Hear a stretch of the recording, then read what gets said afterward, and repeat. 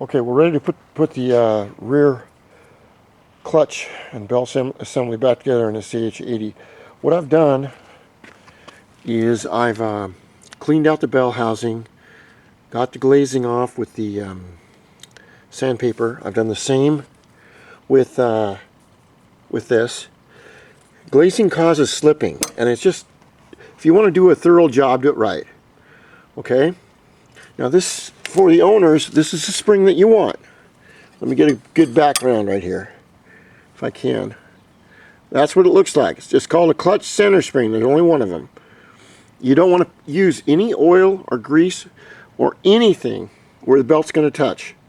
Also, you have to remember too, this is for the owner and the worldwide audience, that when you put this circular thing into that engine, whatever extra stuff that you have, extra grease or oil or whatever it is, it's going to throw it out to the edges and everything. So that's what you do not want.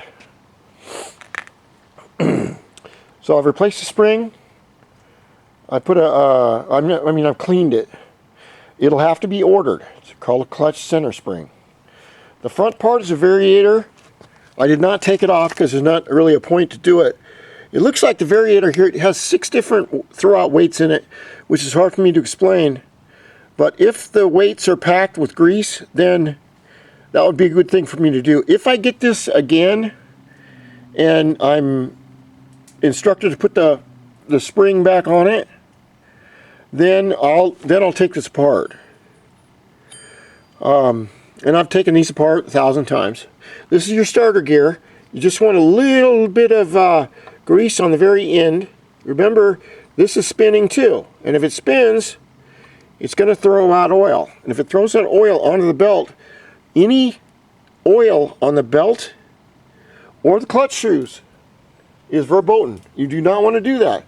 The reason is because this clutch is supposed to move around this bell housing right here. I'll just show you in. It's supposed to spin around this bell housing, okay? And what it has is a limited slip. It's supposed to slip, slip, slip, and then grab. If you put any oil or grease or anything like this here, grease on it, what happens is the minute the shoes hit the outer edges of the bell housing, instead of slipping, they grab immediately. And that defeats the whole purpose of the thing. Also, when this is stock belt. I've checked mine. Mine are just a little bit different. I think Honda designed that so they can make money on it. But you'll need one of these belts here. This is a bandeau belt, which is typical, and the number is 23100 GE1 7100. Mine is a 7500, which means it's a little bit smaller in diameter. But there's only one belt, the Honda guys will know. And I'll give a detailed list of what you need, how to get it. And like I said, you can buy a new battery, or I've got a new one that's in it right now. With 65 bucks, I'll sell it to you for 50.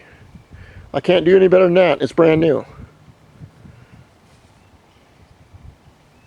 But that's up to you. Depends what you want to do. I'll leave a list of everything you need to buy, how to buy it, how to talk to the guy about the tires, the wheels, everything you need to know.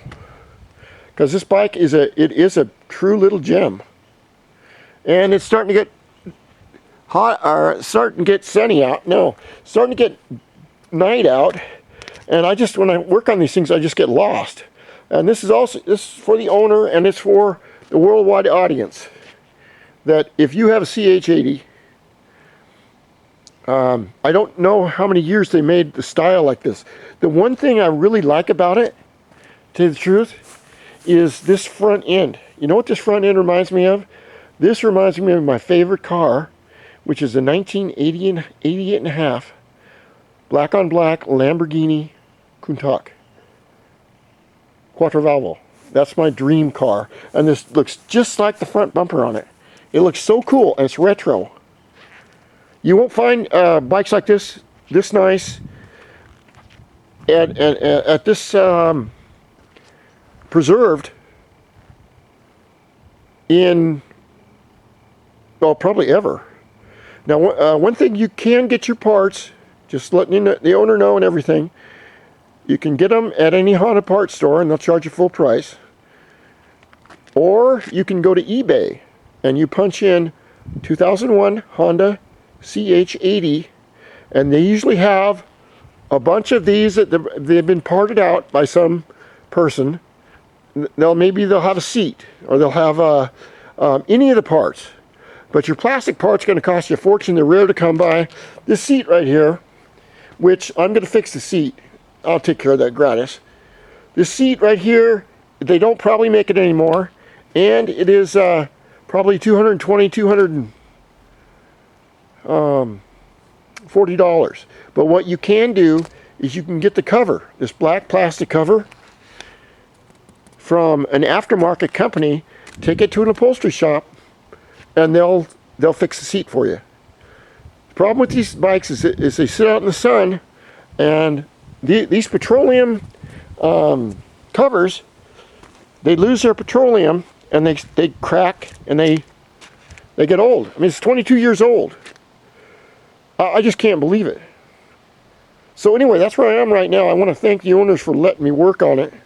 And don't worry about anything, okay? Because if you do keep this bike, if that's what you want to do, then you'll have yourself a moped mechanic for life. And I've only offered that to one other person. And that's a long story. All right, I'm going to put the clutch back together.